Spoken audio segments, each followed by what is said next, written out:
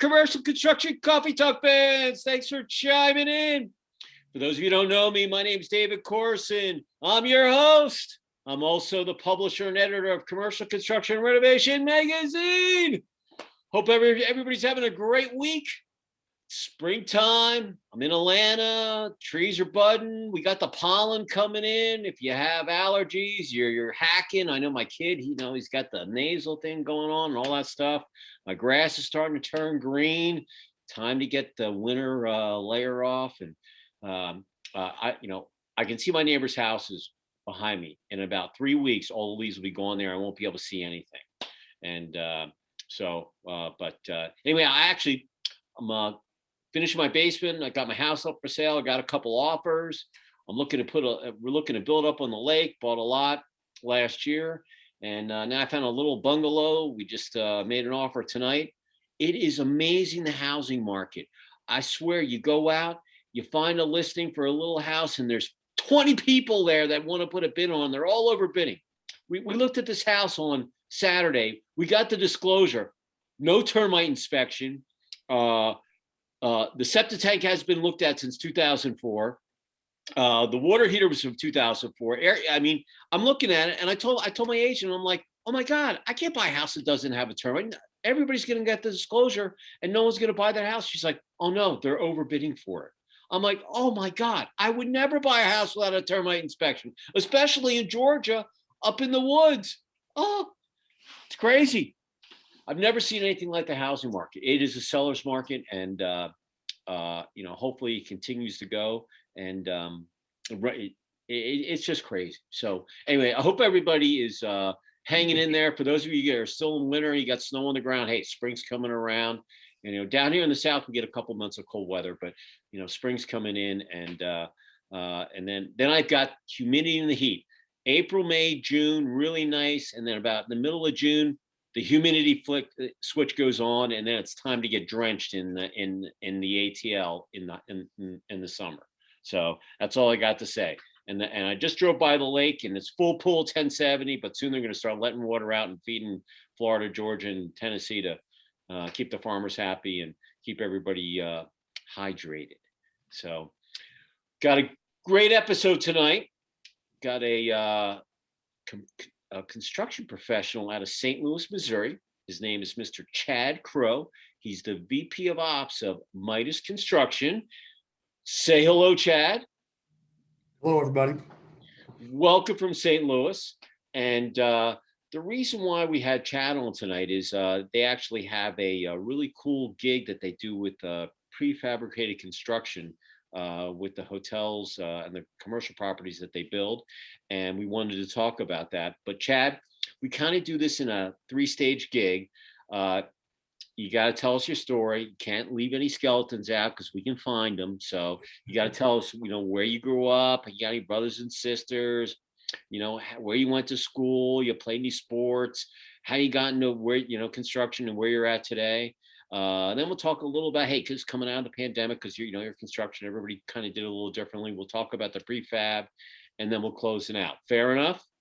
Sounds good. Okay, Chad, the floor is yours. All right, Tell us your saga. All right. I didn't know I was getting into talking about myself the whole time here, but sounds like it is. So yeah. I grew up on the east side of St. Louis, Collinsville area, which nobody's probably going to know where that's at, but just a few minutes east of St. Louis. Went to high school there. I have 2 sisters, both of them younger than me. I'm the oldest one. They're very different. One of them we have pretty similar ideas.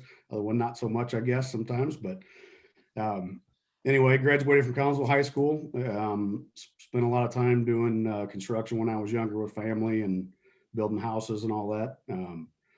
As I got older, I thought I had everything figured out, and actually became a metal fabricator for a few years and was welding. Then I figured out that I did not want to be covered in grinder dust for the rest of my life. So I got to go back to school. Went to Murray State University in Western Kentucky for construction management, civil engineering. It was kind of a combined program at the time. So I spent my time in Western Kentucky, right by Kentucky Lake. Spent a whole lot of time at the lake, probably more than I should have. So After I got done with that, and actually during that time period too, I spent a couple years working at Scott Air Force Base and for housing maintenance. We did carpentry. I was working my hands once again. Back then, it paid much more than a lot of Oh other yeah. opportunities. Hey, I you're a was making, tradesman. That's the way it is, yeah, yeah. So I was making pretty substantial money at that point. Once I graduated college, I went from about, I don't know, $38 an hour to about 30 grand a year for a few years just to get my foot in the door in construction management. So I went into the residential world for McBride Contracting, which is around St. Louis. They're very big, probably the biggest home builder, and I was on the contracting side. So I was, and what was it, a general manager in training position when I first got out of college there. Spent several years there, learned a lot from a few of the folks there. I was there 4 or 5 years, I guess. Went to another division of McBride called Vantage Homes. Did some multifamily and things like that for them. In about '08, I guess, or '07, '06, '07, when I could see the writing on the wall on home building. Had an opportunity to make a jump into commercial. That's when I got into my first hotels. So I did work for a small contractor that out of South Dakota for a while. They did several hotels around here, and that's how I got my start on the commercial side. So we did multiple brands, did 2 or 3 of them, and said I would never do another hotel. Actually, yeah. Yeah. After doing that, so I spent another 4 or 5 years, and I jumped out of that and went to the federal side. Did a lot of work for the Department of Defense and Corps of Engineers. Learned a lot about. Were you a SAM registered contractor? Is that what you were, or were you working for the government as an administrator? We were actually a contractor for the government. Yeah, so it was Department of Defense, Department of Energy, and Corps of Engineers were our main clients all over the country. We were did a lot of traveling at that time. I guess 9 years ago now almost. I had a son. Once my son was born, I was not really willing to travel anymore. So I jumped out of the construction market and went back to my roots in fabrication, and actually was a plant manager for a while in a fabrication shop. So I took a little hiatus there, and I guess I've been back in the construction side for 5 years. I went back to Midas doing hotels, like I said I would never do again. Midas Hospitality is one of our sister companies. Midas Construction is who I actually work for, and we build. Or previously, it was mostly hotels. They were started for the intention of building hotels just for Midas Hospitality. As it's grown, we got into where we were building hotels for 50%, 40-50% for other people as well. As that's grown, we keep doing more and more for third party, and we are looking into, or we are doing more multifamily and any other kind of commercial construction as well now. Yeah, we had Midas on our cover March, April of last year. And then we just did one of your restaurants, Wasabi. Correct. We featured them in our latest issue of Commercial Construction on our commercial kitchen section. So your PR firm that you deal with I'm very tight with her, and she's in my lead up for Women Association. So we're friends, and it's one of those things. And I post stuff, and so we're glad. I said, hey, let's get someone from Midas on the podcast, and here you are. Just going back to the federal, actually, my wife's an interior designer, and we just became a federal contractor, got certified, SAM registered, and we're getting our feet wet last fall. And now I am kind of getting our feet wet as far as figuring out things. And now I've been on the septic tank out in Washington. I did some security doors at a prison. I did a boat ramp up in Vermont. But it's a different gig dealing with the with the government. You have to know how to play the game. Yeah, it's all kind of it's much different than commercial. People are like, you know, I took a class, so I learned it, and then the dirty work goes, you know. But it's amazing how much business the government's the largest contractor in the world. 900,000 buildings they're going to maintain and build, and you know, I don't go after, you know, nuclear power plants. That's not my niche, but I go after stuff where I know that I have vendors I can bring in that I know that will get the work done, so I don't have to go out and blue and, you know, find someone that's local. But it's been amazing. And my son went to FA mechanic school. He's now studying for his A&P license, and he's my PM and my estimator. So or my wife's. I'm kind of in the background running, you know, this, and but it's been interesting. So that's really cool that you were on the federal side. You know, I always like talking to the federal guys. I'm like, oh wow, man, the process. It's all the process. Yeah, yeah. I learned a lot there about the process. I mean, you know, the Corps of Engineers spend, you know, I'm sure you've seen the book that's this thick, you know, Oh for, yeah. you know, EN 385, and there's a lot of good things you can take out of it into commercial. Realistically, there's a lot of it that needs to be tossed because you spend more time doing paperwork than you do completing any work sometimes. Oh Uh, yeah. but Oh yeah. that was one of the main reasons I got out of that. Besides the travel, it was just the amount of waste you see with the government side is pretty painful to see. Oh yeah. Oh yeah. You know, anyway. So you and I have that's really cool that you're federal, because you know, we launched our company, and you know, we've been bidding on stuff, and it's been fun. You know, I'm working with my kid, and he's learning, and you know, I said, look, you can go turn wrenches on the tarmac for, you know, $80,000-$100,000 a year, or you become a, you know, federal contractor, be a millionaire. You know, you want to travel. I'm a million miler. I don't care if I get on another plane in my life, but you know, you want to go out and travel. Hey, you can go out and be the PM and hang out in a hotel for 2 weeks and get these jobs done, and you know, and see the world. I got no problem with it. You know, so it's been pretty cool, and it's you know, he'll reach out, and I'll edit his notes to the administrator and this and that. You know, it's been fun. So anyway, so very cool story. Got your hands. You did a list. You went back to school. Now you're at Midas. Midas had its 15th year anniversary, right? Am I correct? Yeah, correct. Yeah, I just Correct. posted that up on the web. So congratulations. Thank you.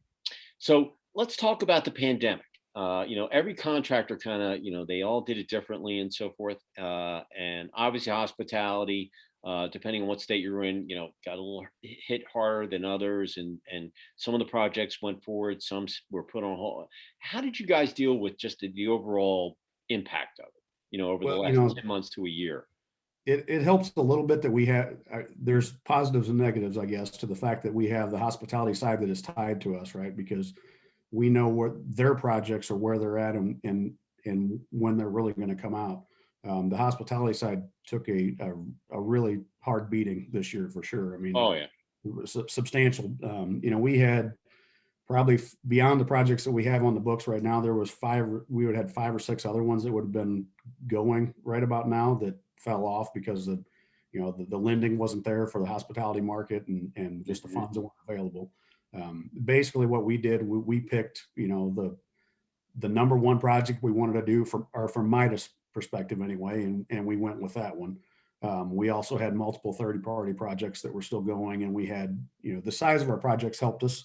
You know, most of our projects are 15 to 18 months, so it carried us through a lot of the pandemic. You know, just because we already had projects already going that were long term. You know, the challenge that we ran into recently is that the backlog got cut a little bit for a while. You know, we were able to you know, tighten up a few things, and the construction, we've not really missed a beat. We've been, you know, very busy. We have a lot of work coming up. We've been talking for years that we're going to get into more of the multifamily market, and we never had the opportunity because we were so busy in the hospitality side. So we kind of made that jump, and the market there is booming. Oh So, yeah. you know, No, we added a multifamily column to our magazine, and you know, getting projects every day. I get another press release on another project that's getting built by so and so, and it's amazing to see.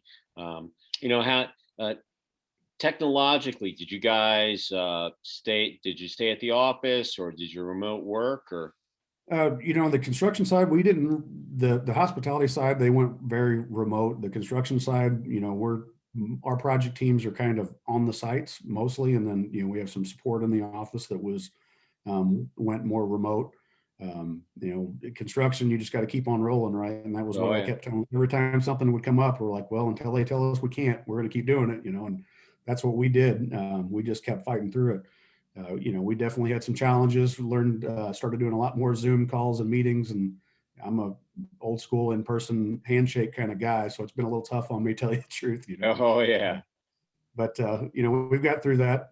We've made a lot of changes as far as, what we're attacking in the industry, and looking at some other options, with prefabrication, and to try to get the buildings up quicker with less manpower, and where you can spread people out a little bit too. That was a big help for us, I believe. Well, now that you brought up prefabrication, I'm sure a lot of our listeners out there know what it is, but let's talk about the prefab process and how you've implemented it in building, hotels or even multifamily. I mean, it's definitely applicable, and I'm very familiar with it. But I'll let you take the floor. Tell us about how you've kind of intertwined it in with your construction process. Well, I mean, in the St. Louis market, because of the labor costs and shortages of labor, it's kind of been, it's went to where most everybody is doing panelized construction. If you're doing light gauge or cold form metal studs or even wood framing. So it's kind of started there, and we've been doing that for quite a few years, where it was going to be, if it's even metal or wood, it's going to be panelized. We just started to push it a little farther. We have a project right now that is, we're doing all the wet walls in the guest rooms, which is all the plumbing walls. They're all have the plumbing in them before they're set in place. So basically, once the carpenters set that floor, the plumbing is just about done. They got to run the mains and your recirc loops, and that's about it. So that's worked out pretty well. The electrical side, same thing. A lot, some of our contractors are really trying to push the envelope to prefabricate the guest rooms. Hotels and apartments work out very well with prefab because everything is consistent and it's the same multiple times. You might do 192 rooms and there's only 3 types. So it works out pretty well for prefabrication for any of the trades. The electrical guys, basically, they bring out a room in a box with all the wires, the boxes, everything are there. They roll it out on the room and basically stick it on the wall. I mean, we're going through, they're basically roughing in an entire floor in about 5 days, whereas where we're Wow. standing now. Framing wise, we're including the decks, and for the roof deck and all the walls, we're at between 5 and 7 days to do for a 15,000 square foot floor. So they're moving pretty quick with it. What the other plus of this is that it takes less manpower to do this. So there's less opportunity for people to be exposed to other people with COVID or whatever. So that was a big step for us as well. I always like the prefab because I remember when BP was going through their new prototypes from their old gas stations, and they would roll in, you would see the BP new gas station that would be on a couple of flatbeds. They come in, they take them off the truck, they assemble them, boom, boom, and there you got a new convenience store and gas station. I mean, I'm talking, 10, 15 years ago when I used to see this stuff, and before people kind of even knew what that was. And now you can see a hotel, whether it's the bathroom that's getting, depending on how many stories, if it's big high rise or 3 or 4 story hotel, where they can just ship in the bathroom, it's done, like you said, hook up the pipes, boom, boom, boom, done. It's cookie cutter all the way down, and all the rooms are all kind of like a retail thing. All the stores look the same, all the bathrooms are the same, and you can control the quality of it too, because you built the prototype, and then boom, boom, boom, they get them all done, and that everything's gonna hopefully fit. And so Yeah, we just completed a project with completely prefabricated bathrooms. It was everything to the basically you set it in place and placed a toilet and hooked up the vent, and that was it. So it worked out very well. Like you said, the quality is much easier to maintain in a controlled environment in a shop than it is out in the field. They have QC people that can walk from, through 10 of them in 2 minutes because they're right there. So it works out very well. The other thing that works with the prefab stuff is it's so consistent. We can keep it, all the plumbing isn't exactly the same place because they're building it offsite and jigs, and everything is exactly the same all the way up. It's really worked out well for us. It's funny. I just got a press release from a guy that does container. Now they're building houses out of containers and shipping containers and so forth. And I got this press release over the weekend, and I told my wife, I said, "Hey, check this out. Maybe we should build our house out of these containers and shipping containers." And she's like, "No, what are you, crazy?" I'm like, "Yeah, but look at building products. I mean, prices are 2x4 was $5. Now it's 12, and everything's going up in price." I said, "Look, maybe we build it out of concrete. Maybe we do the shipping container, and we can control the costs and this and that." And I go, "Look, we can go to the Modular Building Institute site, and I'm a judge on their gig every year. You should see some of these projects. They're beautiful. You would never know that they're built that way." And I kind of sell her on it. I got to sell her on. I said, she's like, "You don't even look at the plans." I'm like, "Look, until the house is sold and we move in the other one, then I'll look at the plans, and then we'll figure it out." But I'm just throwing this thing at you because it's another way of doing construction, and they bring it in. It's all prefab, that same kind of concept, and steel's much more sturdier than wood. Just like concrete, and so it's so I'm going through that ball. But of course, she's an interior designer, and she's got her ways, and she does her stuff, and 95% of those battles. You listen, I'm married, you're married. You don't 95%. You don't battle. 5%. That's up for discussion. Correct. Yeah, exactly. I pick the battles. 5%. The other 95, I just roll them off. It's not worth it. So, well, modular and prefab is definitely the future in construction, just because of the lack of manpower to do it. We had a project that we're still doing, but it was going to be full volumetric modular, where basically they set an entire room. They'd bring in the room and set them in place, and it was complete down to all the furniture inside. That was one of the challenges we found with the pandemic, is that the modular company that we were using basically just stopped doing anything. So we had to switch gears and are actually doing that one on post-tension concrete and all the way up. I mean, it'll be prefabricated outside of that, but it's going to be all PT slabs. What's amazing, when I judge this thing, I've been a judge on the MBI's projects every year, their awards. And the thing that I always look at, I'm looking at the architectural and how many, but I look at that, how many days of completion did it take? And I'm always amazed at what a typical project would have been to this kind of, and it's just amazing how much of a time shortage that you can deliver the keys and turn over, do your punch list. There's not much to do, and boom, boom, it's done. And that's what always has impressed me with prefab or modular building. It's like putting together a Lego set, basically, in simple terms. And pushing a lot of the work to the front is basically what it comes down to. It's all in the pre-construction piece is much more complicated, but it speeds up the process on site by a huge margin. Yeah, and it's applicable. Hotels, like you said, federal, bases, that are doing that kind of stuff, multifamily. You could even get into commercial real estate in some of these new buildings and stuff, depending on what their floors are going to look like. It really is endless. And retail is a little different animal, because they want all their stores to kind of look alike, but they want them to have it. But there's definitely some people that are getting into that as well. And I always tell, through this whole pandemic gig, I always tell people, you're not going to recognize the way that you do the process, whether you're building a retail, a hotel, a healthcare facility. That could take years and years. Too much administration, red tape, depending if it's private or public. But the basic commercial sectors that we cover, that in 5 years you won't recognize what things look like, as well as the way that they're built, as well as being maintained, because they're built so much better, and the maintenance side is going to be less headache, because everything is the same. It's not like why is this not working and that's not. Hey, it's all the same.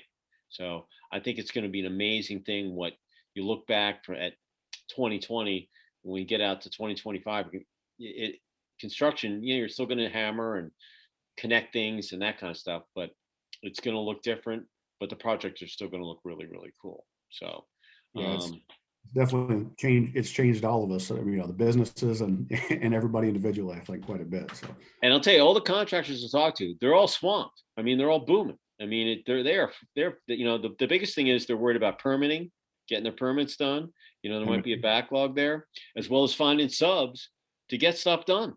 I mean, that's the biggest thing, correct? Yeah. Or that's where we have it's pretty hard in St. Louis area sometimes to get enough manpower to do some of this, and the scary thing that I'm seeing right now is material costs. At some point, I can see that crash in this wonderful wave we have going in construction right now, because like you said, that a 2x4 is up to $10-11 a piece right now. It's just unbelievable. I can't see it keep going like this. No, my wife, we're doing our basement. I'm putting in another 2,200 square foot bedroom, bathrooms, and anyway, we're acting our own contractor, but the guys came in, figuring out, I had the electrician. It's going to take a week to frame, 3 days for electrical, and they're going to come back in mud, drywall, paint, put the floor in, done. So I'm thinking it's going to take, 3.5 weeks, to finish it out. But we're talking about our house. She's like, oh my God, I'm looking at this. And she's looking at the, everything that she wants to do, and prices are coming up. I'm like, look, we don't have to break ground until September. We can sit back and hopefully things will come down. And we see these things on, she's a Facebook. I'm off Facebook these days, but she'll see some of her friends that are building houses like, oh my God, the prices are so high. I wish we would have waited and this and that. And I just said, look, you have the opportunity to do that, right? yeah, exactly. I said, look, if you want to wait, we can wait. We don't have to do it right now. We'll clear the land and go from there. So it, as far as I'm concerned, but it's amazing how much prices are going up. It just is. And I did my deck in March or April. I redid it myself, and I was in Lowe's a couple of weeks ago looking, and I remember what the 2x6s or the 2x10s, the planks, and all that I bought, and I was like, oh my God, I can't believe how much they've gone up in price. And 100+%. oh yeah, and some of the stuff, it's flying off the shelf because everybody and their mother's trying to get it. So, permitting, subs, and then building, products, cost going up. I think that's the biggest thing that'll be hinder anything. But like anything else, can't build a hotel in a week.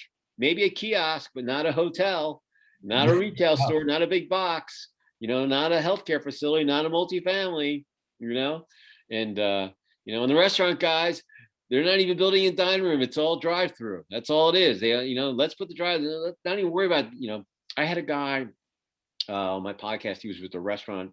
He was the president of the LA chapter of the Restaurant Association out west, and he said that McDonald's had they took over all these parking spaces for mobile, and their store, they don't even have they just parking spaces for mobile pickup. And it's just, and it's just, like I said, you're not going to recognize what things look like. Even if this whole thing, COVID, goes away, it's still, people are going to be like, hey man, I like the mobile thing. I don't like going in there. It's amazing. People are going to look back and go, God, why do we do that? And so that's the cool thing. So that wasabi, that wasabi you were talking about, that we just, it's got probably the nicest one that they've ever built. It's beautiful inside. No, that store was beautiful. But when your PR firm sent those to me, I was like, oh, Rochelle, we're gonna put this on the cover. See if that's a really cool looking store or facility. But they're killing it on takeout and pickup. That's why nobody people are inside of it still. So, but they'll go in eventually. If they still have, yeah, absolutely. So Chad, if you were gonna leave one word, positive, or a theme with our listeners on Commercial Construction Coffee Talk, what would it be? What would it be? Oh boy, that's a tough one there. To put you on the spot. Yeah. I think just keep trying. You keep look for the opportunities, because they're out there. So how about opportunities? there are plenty of them out there, and it's going to keep coming. Yeah, there was a contractor on LinkedIn last night, and he was talking about he's in the office market, and I've known him forever, and we have momentum, and I put a little note in there. I said, hey, keep the momentum going, JW, and he came back to me. And he's like, oh yeah, man, that was awesome. So yeah, momentum's the best. It's like, hey, you want to get in the playoffs and win the big game and be a champion, you got to have momentum. So momentum is key, and never ever quit. Absolutely. If someone wanted to talk to you about, prefab or that kind of stuff, how would they get in touch with you? They can go to our website at midas.build, and they can reach us there. There's email, phone, whatever you want to do. My email address, actually just go through the website. That'd probably be the easiest way to get us there. Midas.build. There you go. Midas.build. For those of you who want to reach me, I'm at David C at CCR-mag.com. If you're not a subscriber, go to our website, ccr-mag.com. Up on the toolbar and hit subscribe. We'd love to have you on there. If you have any cool projects, send them to me. Just like their PR firm sent me this thing. I looked at, boom, they ended up in the magazine. It's kind of like playing the lottery. If you don't buy a lottery ticket, you can't win the prize. So if you don't send me anything, I can't see it. I can't. And we always find stuff for it, whether it's on social media, in the magazine, or our newsletter. We'll find a place for it. So we just crossed 2 million visitors at our website last month. So that was a major milestone for us. 86,000 unique users. It's just been insane. We've been now over 15,000 pages of content. So keep it coming. We really appreciate that.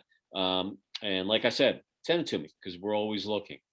So with that said, Chad, thanks so much for finding the time in St. Louis, and glad we could connect. Keep the momentum going, and go prefab, and tell the guys I said hi there, that I think we had Teresa Hunt at our summit back a couple months ago. She had participated, and I think she was in the purchasing side. So anyway, we love you guys in Midas and St. Louis. We like you guys, both sides, hotel and the construction side. So we really appreciate you finding the time. And for those of you on Commercial Construction Coffee Talk, you can find these podcasts on Spotify, Apple, and Google. I stream them up on my site. We put them on LinkedIn. If you want to be a guest or a sponsor, once again, email me at davidc@ccr-mag.com. We'd love to hear you. We put all sorts of people on here, and we do them weekly. So like I said, reach out, and we can see what the possibilities are. So everybody, spring's coming. It's here already here in the ATL. Everybody have a great spring. Look forward to the summer. There's light at the end of the tunnel. Hopefully COVID will be done. And Chad, I hope I get to meet you at Wasabi, and we'll go inside, and we'll shake hands. We'll meet in person someday down the road. And everybody, just stay positive. Hey, 2021 is going to be a great year, and things are going to be coming down the pike, and I'm very positive the next couple of years are going to be pretty good. So with that said, Chad, say goodnight from St. Louis. Good night from St. Louis. All right, good night from Chad in St. Louis. I'm in Suwanee, Georgia, just below Lake Lanier and the Beaufort Dam. I'm going to say goodnight. Thank you so much for finding us at Commercial Construction Coffee Talk, and we will catch you next time on a future episode. Everybody.